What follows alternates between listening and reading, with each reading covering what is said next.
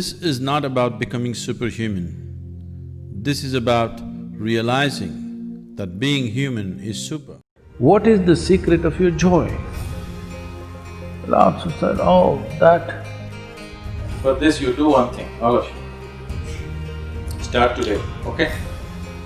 This is a simple exercise everybody must do. At the end of the day, you sit in your bed and look back on the whole day.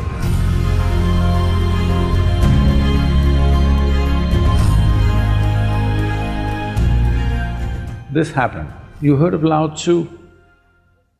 Lao Tzu? Lao Tzu is a celebrated Zen master today. Even then, he gathered a certain number of disciples around him. It's part of the Zen tradition that when the master or the guru is dying, people gather around for a final message. So at the age of 83 or 84, he was passing. So people gathered around him and asked him, Master, what is the secret of your joy? You know, he faced a lot of extreme situations in his life. He was accused of things that he had never thought of, and he went through troubles. So people asked, you went through so many things, but you were always joyful. What is the secret of your joy? Lao Tzu said, oh,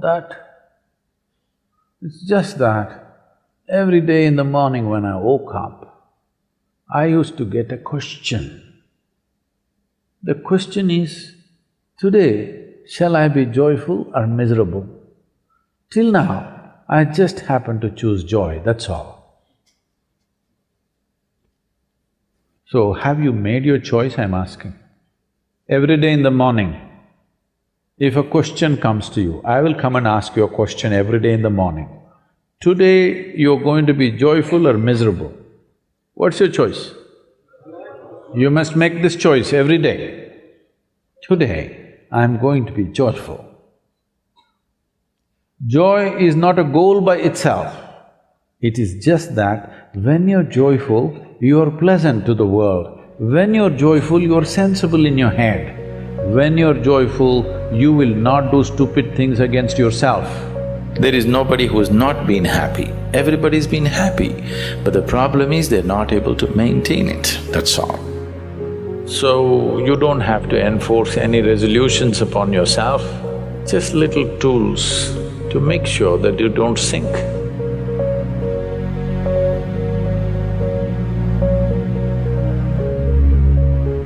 Suppose, let's say your life is done, you're on your deathbed, tomorrow you're going to die. If you look back and see, is it all worthwhile? Have you done things that you really wanted to do? Don't look at it at the end of your life, you must look at it at the beginning of your life. Suppose you're on your deathbed, you're going to die, maybe you lived 100 years, but look back and see, has life been worthwhile? Have you done things that really matter to you or no? Because most people get truthful only if death is imminent. Otherwise, they know how to lie to themselves and to everybody. Most people tell the truth only when you put a gun to their head, unfortunately. I'm saying don't wait for somebody else to put the gun, you put it tonight and watch. Suppose I'm going to die now. Have I done things that are really worthwhile in my life? Things that I could be proud of, things that are worth spending my life upon? Has my life been done this way? If you just look at this, you will make an impact on the society, whatever you do. Whatever you do, you will make an impact.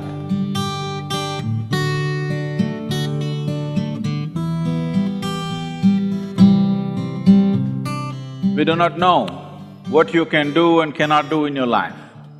Whether you're going to become the richest man in the world or the most beautiful woman on the planet, you're going to climb Mount Everest, or you're going to beat Mr. Bolt in a 100-meter race, I don't know about these things. But every one of you can strive to become a wonderful human being and nobody can deny that to you. Now people, nor world situations, nor inclement weather can deny this to you. that you want to be a wonderful human being, nobody to stop you. So I want you to do a simple process. Write down three things. Write down three things when you go home. Whatever you think makes a human being into a wonderful human being, just three things, and make it a reality in your life. What you think is the highest. Don't do what I want, please do what you want. In your life, if you do not do what you want, it'll become a wasted life. You don't have to do what somebody else wants, but three things that you think will make a human being into a truly wonderful human being. These three things, make it a reality.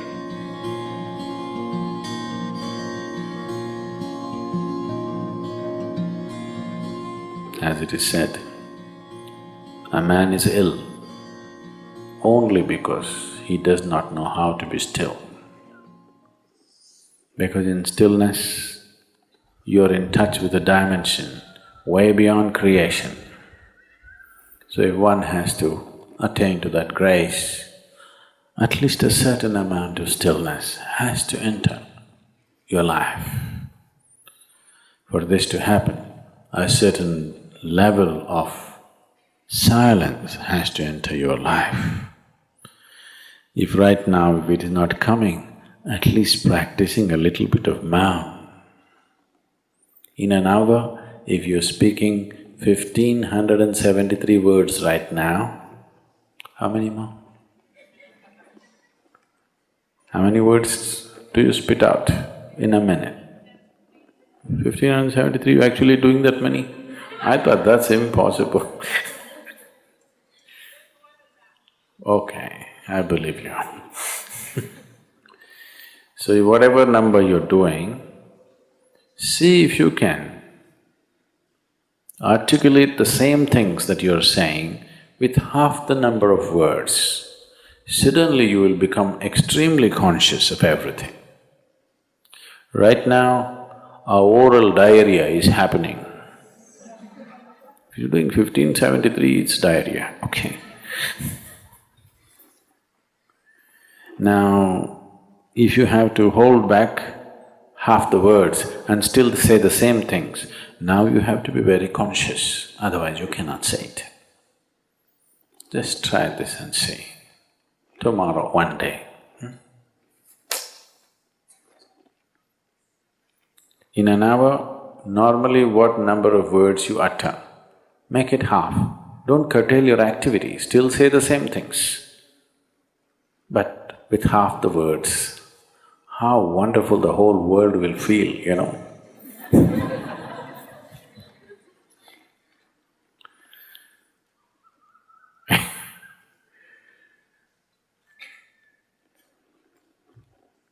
World will be a wonderful place, I'm telling you, tomorrow, if everybody does this.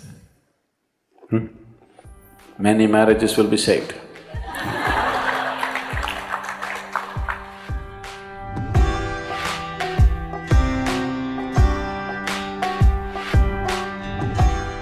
This is a simple exercise everybody must do. At the end of the day, you sit in your bed and look back on the whole day from the morning you got up, how you've been going around. You will see 90% of the time you're quite stupid. I'm being generous with percentage, believe me. If you're given little work, if you're just given little responsibility, suddenly you become so important. You become bigger than the universe suddenly. How many times you expanded beyond the size of the universe? If you look at it, you will see most of the time it's bloated. How many times you became immortal, that is, you're not conscious of your mortality.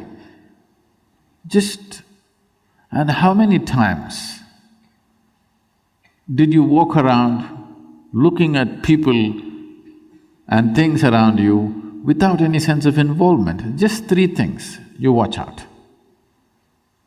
You will see, you will have to laugh through the night. Don't start crying. Just learn to laugh at your stupidity. You will see, all the rubbish you carry will turn into manure very fast. And manure is good for growth, you know. Yes.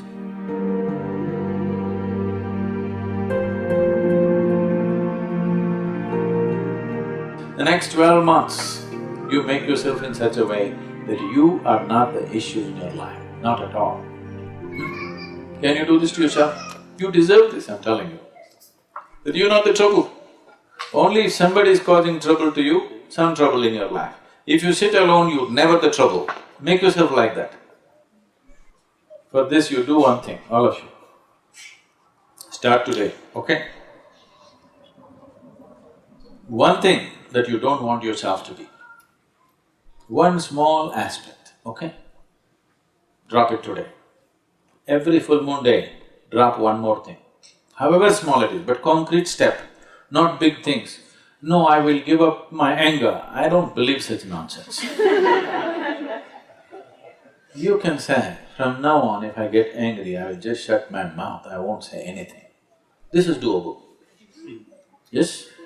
I will not get angry is not… right now not doable, isn't it? So like this, one concrete step every month you take about yourself. Something that you do not like, something that you feel is not necessary for your life, one little thing dropped every month. In 12 months' time, you will be a wonderful human being, that you are not an issue. Do that to yourself, you deserve this and it's worth it, isn't it?